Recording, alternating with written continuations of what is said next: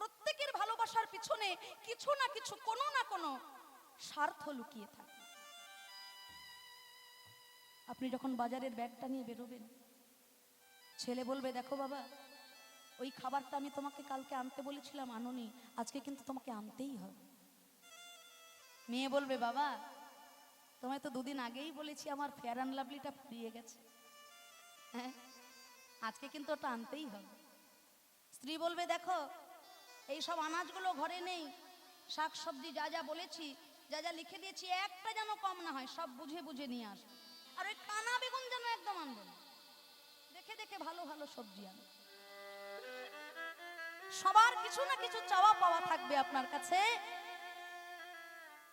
কিন্তু আপনার ঘরের দরজার কোনায় একজন দাঁড়িয়ে থাকবে, তার কিন্তু কোনো চাওয়া পাওয়া নেই।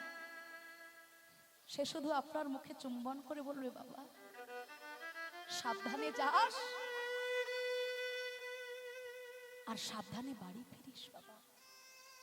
তার শুধু এটুকু চাওয়া। বুকের রক্ত দিয়ে একজন মা সন্তানকে বড় করছে, সন্তান বড় হয়ে আমাকে দুটো ভাত দেবে, আমার সেবা করা, থাকা, খাবার দায়িত্ব নেবে, তার জন্য না। ছেলেটা আমার ভালো, ছেলেটা আমার সুখে থাক, আমাকে দেখুক বা না দেখুক সেটা আমার কপাল। তাই এমনও মা আছে